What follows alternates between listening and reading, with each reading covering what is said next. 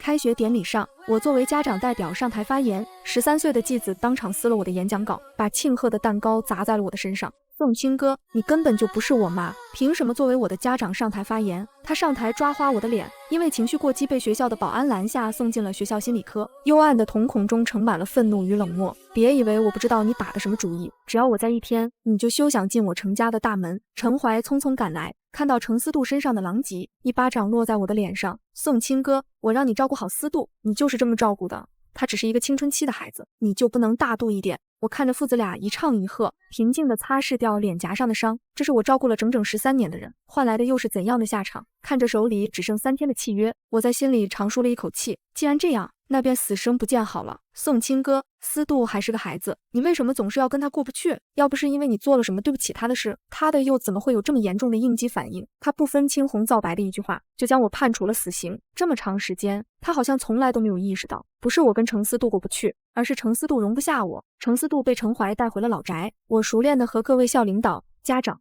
同学道了歉，就像平常的每一次一样，为两人收拾好烂摊子。回到家时已经临近傍晚，一条微信弹窗跳过来，是程怀和他的小情人沈媛又登上了热搜。夫人，有知情人士爆料说沈媛怀了孕，晒出了孕检报告单和程总陪她去孕检的照片。这件事情怕是要瞒不住了。我暗揉着眉心，车窗外阴雨绵绵，和我的心情一样复杂。不用公关了，先把热搜压下去。我看着手机中的倒计时，压下心里的苦涩。确实不用公关了，等到协议到期，我就可以全身而退。到那时，程怀的一切事情都与我没了关系，程思度也不会日防夜防，防止我抢了他母亲的位置。12年前，我被林家找回，他们为我提供了足够的治疗费，可以为我的养母治病。唯一的条件就是让我代替难产而死的姐姐林青嫁进程家，照顾好尚在襁褓里的程思度。后来，我按照约定留在程怀的身边，我的养母却死在了3年后的夏天。我和程怀之间，说是嫁，更像是签订了卖身契，用一纸契约困住我的13年。程怀没有和我领证，除了程林两家和一些亲近的朋友，没有人知道我的身份。我按照约定照顾程思度到13岁，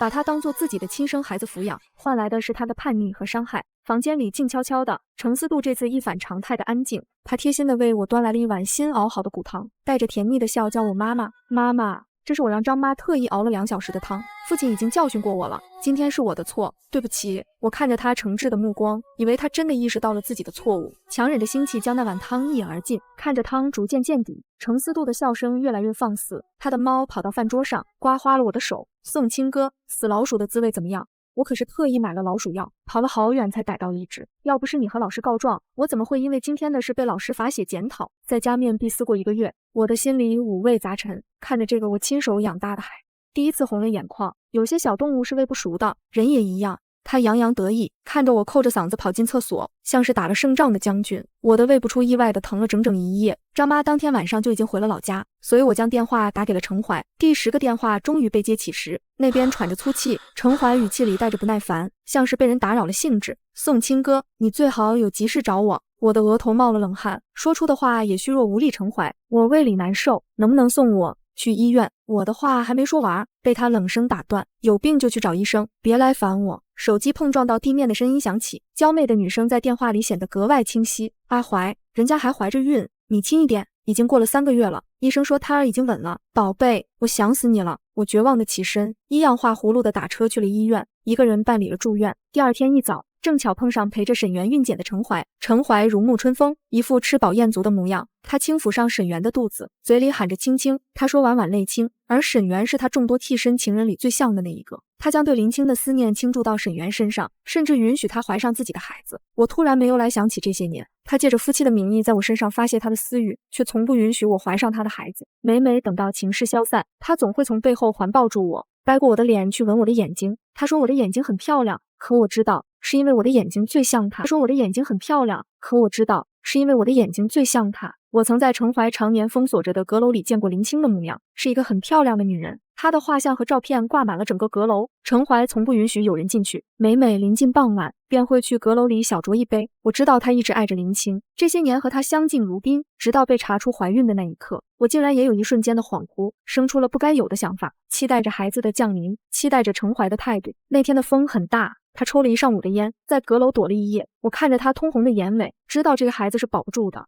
第二天，程怀便借着我身体不好的由头带着我去做了流产手术。他说：青哥，医生说你子宫壁薄，生孩子容易难产大出血，我已经失去了你姐姐，不能再失去你。我听着他的谎话，只觉得如坠冰窖。明明他和母亲说的是我的心里只有青青一个人，任何人都不能取代他和司度在我心中的位置。宋青哥的孩子不会生下来，我也不允许除了青青以外的人怀上我的孩子。宋青哥的孩子不会生下来，我也不允许除了青青以外的人怀上我的孩子。水杯破碎的声音在空气中格外刺耳，将我拉回现实。你是怎么做事的？这样一点小事都办不好。青青现在怀着孕，受到了惊吓怎么办？他斥责着身边的保姆，宠溺地在沈园唇角落下一吻。青青，这个保姆太冒失，我马上给你换个新的保姆。他因为沈园被烫伤焦急地换了他的保姆，却不肯送胃疼的我去医院。爱因差别而厚重，这句话从来不假。走廊的脚步声一点点逼近，我仓皇地逃离现场，呆呆地望向窗外树头上新发的枝桠。13年的时间太长了，长到我早已忘了那个在田野间放肆奔跑，说着要浪迹天涯的少女。生活早已磨平了我的棱角，让我无所不能，也无坚不摧。我陪在程怀和程思度身边13年，照顾他们的饮食起居，将一个嗷嗷待哺的幼儿养成一个血气方刚的少年，陪一个的籍籍无名的少年到人声鼎沸。这13年，我无愧于心，欠林家的恩情，我也早已还清。只要一想到这，我的心里便长舒了一口气。等到过了今天，我就可以离开这个令我窒息的地方，回到属于我的一方天地里去，从此浪迹天涯，且行且乐。程怀回到家时，我已经出了院，收拾好自己的行李，一个小小的行李箱，便是我所有的家当。程怀从背后揽住我，视线扫过行李箱，带着疑惑问出口：你这是要去旅游？我躲开他的吻，看着他从疑惑到心虚。前天的事我已经知道了，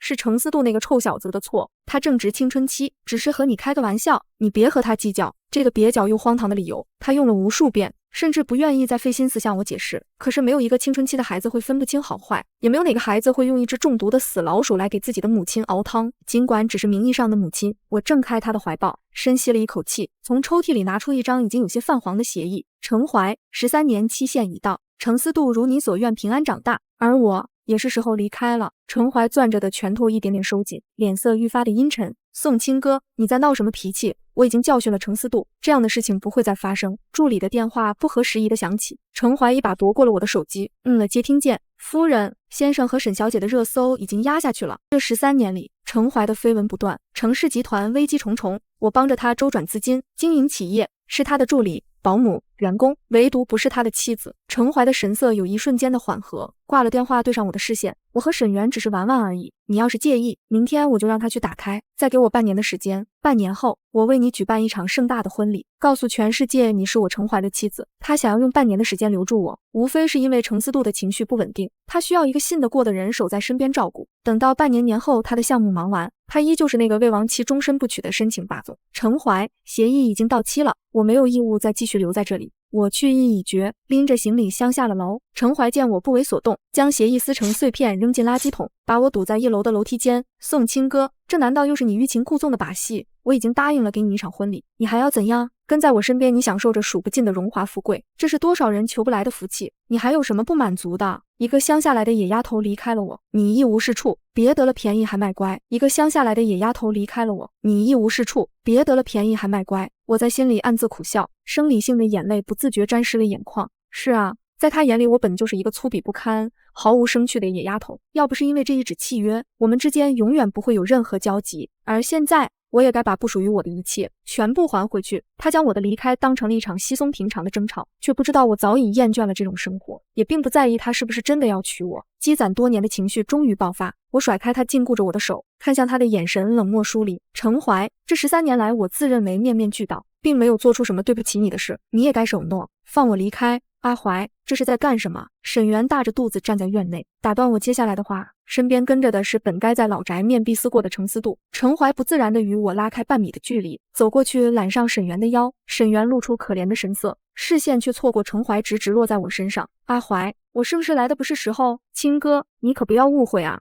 我和阿怀只是朋友，这次来找他也是因为有要紧的事情。程思度乖乖地跟在沈园身边，与那个对我大打出手恶语相向的少年程思度乖乖地跟在沈园身边，与那个对我大打出手恶语相向的少年判若两人。他笑意盈盈，拿来新买的糕点递到沈园的面前。知道沈园阿姨爱吃这家的糕点，我特意排了好长的队去买的。沈园轻轻抚摸着他的头，故作为难地看向我。那你妈妈沈思杜听到妈妈2个字，当即变了脸，她才不是我的妈妈，这样的女人怎么配当我的妈妈？她就是我家一个召之即来，挥之即去的贴身保姆，一个爱慕虚荣的女人。她看向沈园，眼睛里冒着亮光。沈园阿姨，你来做的妈妈吧。反正宋清哥也没有和我爸爸领证，我和爸爸都不喜欢他，你要是不喜欢他，我帮你赶走。他转身，狠狠地看向我，松了管家手上抱着的猫，让他直直地扑向我。我躲闪不及，一个踉跄摔倒在地上，引来程思杜的哄堂大笑。像你这样恶毒的人，还想做梦飞上枝头变凤凰？我说过了，只要有我在，你别想进我程家的大门，给我马不停蹄的滚！你在这里多待1秒都让我恶心。那年他5岁，我参加他的家长会，因为不够精致的穿着被他的同学嘲笑，小少爷含着金汤匙出生，他身边的人和朋友非富即贵。程思杜，这是你家的保姆吗？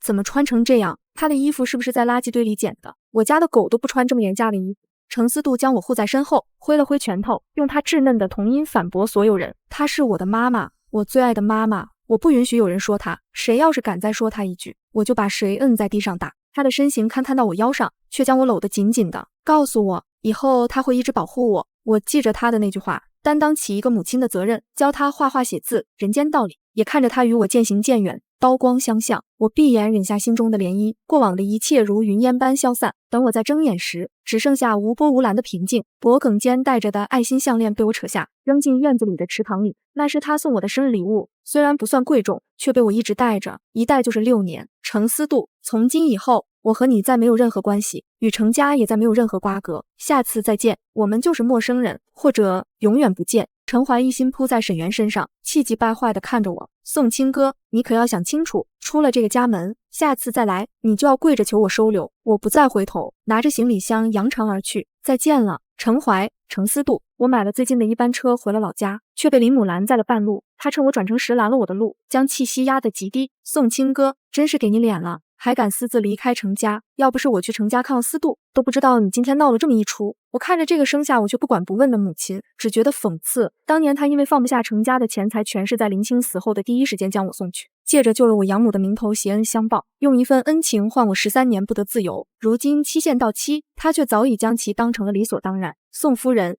，13年的期限已到，白纸黑字写得清清楚楚，从此以后我们恩怨两清，再无瓜葛。这13年来，我尽心尽力地照顾程思杜，不曾有过任何苛待。您的生恩和我养母的那份恩情，我也早就还清。林母怒不可遏，极力掩下心中的愤怒。亲哥，我也是为了你好，程家是个好归宿，就算你不在乎程怀，也该想想思杜，他还是个孩子，是你亲手养大的孩子，你真的忍心让他一个人留在程家那个狼血虎窝里？我看着他喋喋不休，拆穿他的谎言。林夫人，您现在只是担心沈园怀了孕，她肚子里的孩子会影响程思杜的地位，而不是因为希望我过得幸福。如果真的希望我幸福，又怎么会这么多年了无音讯，偏偏在林清死后找回我，让我代替他留在程怀身边？我于他而言，不过是攀权富贵的一个工具。见我不为所动，他攥住我的手腕，一巴掌直直落在我的右脸上。宋清哥，你简直和你那穷酸的养母一样恶心，你今天哪也别想去，跟我回程家道歉。他看不上靠着开花店抚养我长大的养母，也看不上自小长在田野间的我。我看着他的表情逐渐狰狞，掏出手机打开一段音频，嘶哑的磁带声响后，是宋母急切的声音：医生，一定要保住孩子，一定要保住孩子，大人怎么样都无所谓，孩子最要紧。产房内传来林清的嘶吼声，紧接着是孩子响亮的啼哭声。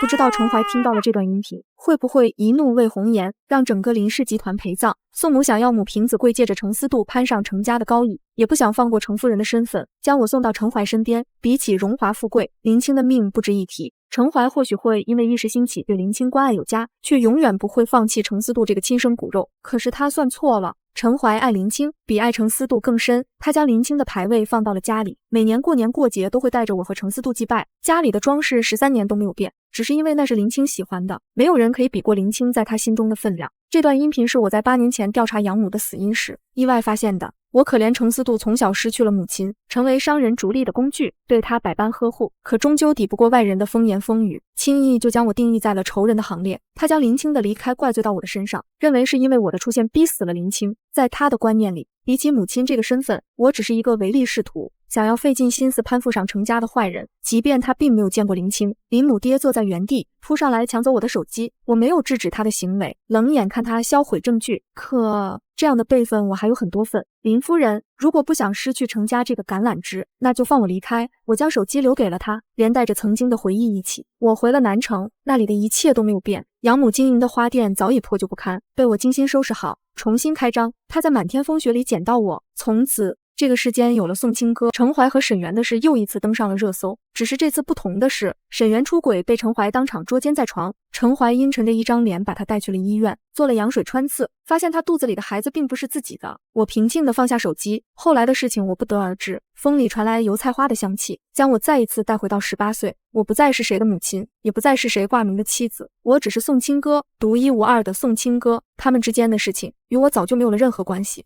我在第2年冬天的垃圾场捡到一个浑身冻僵的小女孩，她瑟缩在角落里，身上只穿着一件单薄的外套。我将她带回了家，知道她今年8岁，父母离了婚，母亲将她带来了这里，将她抛弃在了那场风雪里。旧日不可追，来日光明亦灿烂，以后就叫你西河怎么样？宋西河。我收养了她，给她取了新的名字，带她去医院看病，买了漂亮的衣服，送她上学读书。她会乖乖地等着我放学，像个小尾巴一样跟在我身边。后来她学会了叫我妈妈，而不是阿姨。她比程思度更像我的孩子。宋西河10岁那年，她考了全校第1，回到家时却红着一双眼。她说今天她遇到了一个很凶的大哥哥，撕了她的奖状，斥责她为什么要抢走自己的母亲。我在她磕磕绊绊的形容中捕捉到关键点，下一秒程思度的出现印证了我的猜想，他长高了不少，下颌线有了棱角，更似年轻时的程怀。程思度站在花店门口，摇晃的风铃遮住他通红的眼眶，程怀站在他的身后，整个人消瘦了不少。宋清歌，你离开了整整2年，程思度很想你，跟我回去。他做事拽上我的手腕，被我挣扎开。程怀，我们已经结束了，这本就是15年前约定好的。这些天以来，程怀被大大小小的琐事烦扰。我走后的第1天，他烦躁地站在阳台抽了一晚上的烟，认定我会低头，坐等我的原谅。我走后的1个月，他对沈园的态度不温不火，缺席了他的产检，整日忙于工作。我走后的半年，他开始想念我做的早餐，想起我无微不至的照顾，派人四处寻找。也是那天，他发现了沈园出轨，遣散了家里所有针对过我的佣人，命人清理了阁楼里的照片画像，重新挂上我的照片。他发现了沈园出轨，遣散了家里所有针对过我的佣人，命人清理了阁楼里的照片画像，重新挂上我的照片，将家里按照我的喜好又装修了一遍。这1年半内，他四处寻找我的下落。午夜梦回时拨打我的电话，只剩下冰冷的机械音。那段林青临终时的音频被传到了他的手中。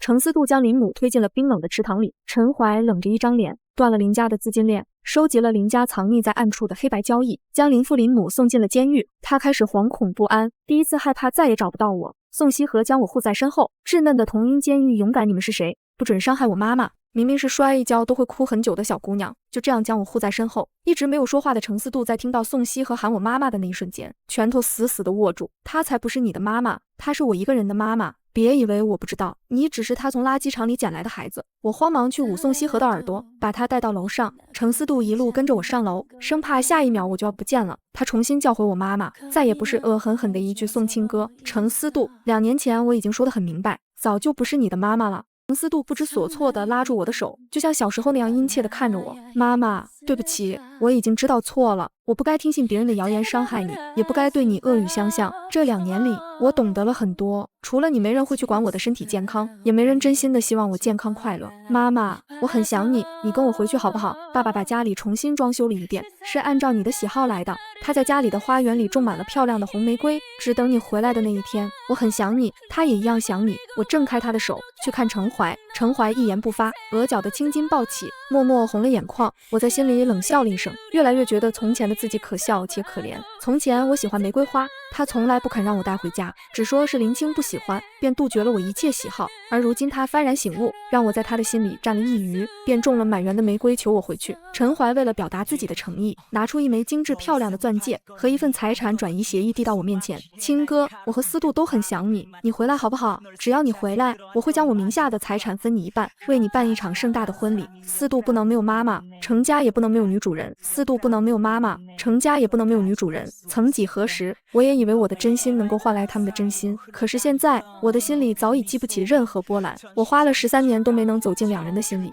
却在离开后的2年里让他们意识到不安彷徨，真是讽刺又可笑。陈怀，你只是不愿意放弃一个可以陪在你身边，为你料理好家务，让你再也没有后顾之忧的人，而不是一个妻子。至于程思度，我以前不是他的母亲，现在不是，以后更不是。南城的冬天太冷了，程思度的身体不好，带他回去吧。我下了逐客令，陈怀依旧不肯走，他赌我的心软，带着程思度站在风雪里，一站就是一整天。若是放在以前，我或许会有所动容，可是现在，我只是宋清歌，不会再被曾经的琐事烦扰的宋清歌。你要是想站着，那就一直待着好了。我不知道他在楼下待了多久，只知道那天的雪下了一夜。宋希和窝在我的怀里听我讲睡前故事。妈妈，今天来的那个大哥哥是不是也是你的孩子？我摸摸他的头，在他额头落下一吻，算作安抚。那些都已经过去了，现在希和才是妈妈的宝贝。我在春天快要来临之际翻新了花店，一声急促的铃声响起，是一个陌生号码。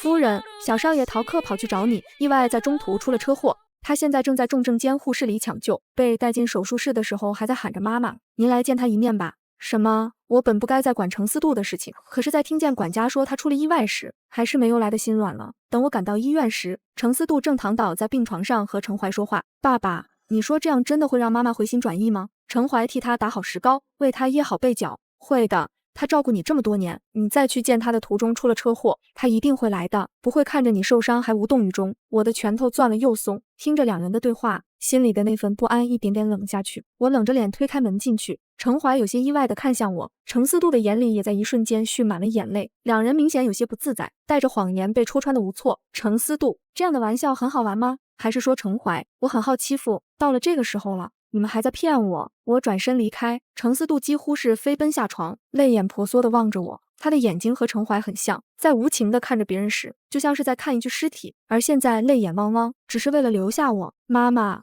我只是想再见你一面。妈妈，我只是想再见你一面，求你的原谅。对不起，我不该任性，不该逃课。爸爸说你是因为我才离开的，我已经知道错了。你回来好不好？我跟着管家学了你最爱吃的红烧肉，老师前天还在夸我的字好看，你爱的玫瑰花要开花了，我很想你。程思度的字是我一笔一画教着写的，从前他总说我的字写得太丑，不肯让我再教。程怀每天忙于工作，忽略了对他的关心，也不怪他会有这样的行为。我轻叹了一口气，拿出本来准备送给宋希和的糖果，像往常一样递给他。程思度，爱不是你骗人的理由，也不是所有的事情都会如你所愿的发生，你做错了事就要付出应该有的代价。我在你小时候便教过你诚实守信，可你始终没有学会，这是我最后一次见你，希望你好好生活，照顾好自己。我不恨他对我所做的一切，也不愿意轻易的原谅。从医院出来，程怀在医院拐角追上我，他隔着2米的距离与我对视，眼里是我看不清的柔情。清哥，对不起，我们之间真的不可能了吗？我种了你最爱的花，当年抓伤你的那只猫已经被我送了人，在这个家里没人会再伤害你。这些天我想了很多，每每午夜梦回时我都会想起你，或许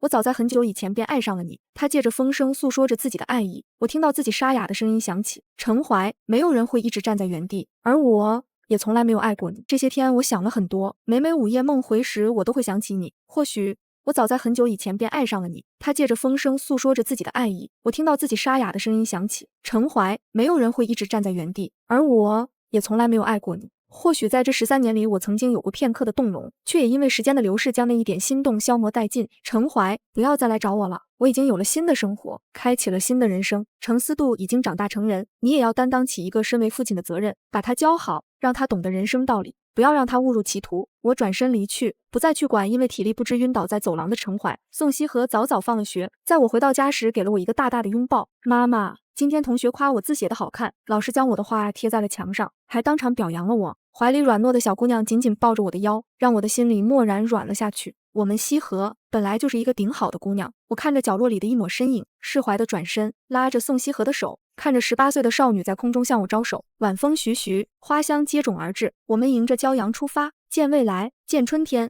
程思度番外，我从小便没有见过我的妈妈。外婆告诉我说，宋清歌就是我的妈妈，于是我喊她妈妈，在她遭受非议时挺身而出。我听不懂别人在说什么，只知道妈妈是这个世界上对我最好的人，她会给我做很多好吃的饭菜，在爸爸生气时将我护在身后。后来我渐渐的长大，开始能听懂别人语气里难懂的潜台词。沈源告诉我说，妈妈是为了程家的权势才对我那么好，她只是想攀上高枝，飞上枝头做凤凰。久而久之，我也开始深信不疑。我将母亲的离世怪罪到她的身上，拿石子砸在她的额头，让我的猫抓伤她的脸。我固执的以为只要这样，他就能让他暴露出自己本来的面貌，揭穿他虚伪的伪装。可是他没有，他还是像往常一样为我准备好丰盛的午餐，每天准点蹲守在门前等我放学回家。我嘲笑他的字写的丑，和那些人一样嘲讽他是乡下来的村妇，用最伤人的语言来伤害他。在家长会上当面让他难堪，给他炖了假的老鼠汤，只是为了证实一个荒唐的错误。直到那天，他真的离开了我。沈源不再对我那么好，他开始在爸爸不在的时候掐我的胳膊，对我拳打脚踢。他说他怀了小弟弟，等到小弟弟出生，我就会被赶出程家。我在学校打了架，没人再为我兜底，爸爸也开始讨厌我，觉得我是一个坏孩子，开始想念起那个被我亲手赶走的女人，想念她亲手烧好的饭菜，没人能做出她的味道，也没人会在我心情不好时哄我开心。沈源和爸爸闹了矛盾，爸爸收回了送给他的车和房子，我再也没见过那个叫沈源的女人。爸爸在生母的牌位前跪了整整3天，派人撤了他的牌位，让人在花园里种上玫瑰花。我知道他和我一样，也希望妈妈能够回来。那天管家说查到了妈妈的下落，我的心里又惊又喜。走到南城时，却看见一个穿着背带裤的小姑娘，甜甜的叫她妈妈，强烈的嫉妒感涌上心头。我趁着她放学的功夫撕了她的奖状，威胁她说，那是我的妈妈，你只是一个被人扔在垃圾场没人要的可怜虫。我跟着小姑娘眼眶红红的回家。时隔2年，我又一次见到了宋清歌，可是他的身边已经有了其他的小孩，原本只会给我的糖果也给了那个名叫宋希和的女孩。宋清歌不再是我一个人的妈妈，于是我和她道歉，求她的原谅。明明以前只要我一认错，她就会毫不犹豫地原谅我，可是这一次她没有。恐慌感敲打着我的神经，我突然很害怕，害怕失去她。我想见她，她却不肯再见我，所以我假装出了车祸。她果然来了，她知道我骗了她，很生气。我想求她回来，可是她再也不会回到我的身边，我永远失去了她。其实那天我悄悄地跟着她回了南城，看着她抱起宋希和，宠溺地看着她，视线一点点模糊，我的泪水滴落到地上。我好像又一次看到了宋清歌带着笑走到我面前，喊我的名字。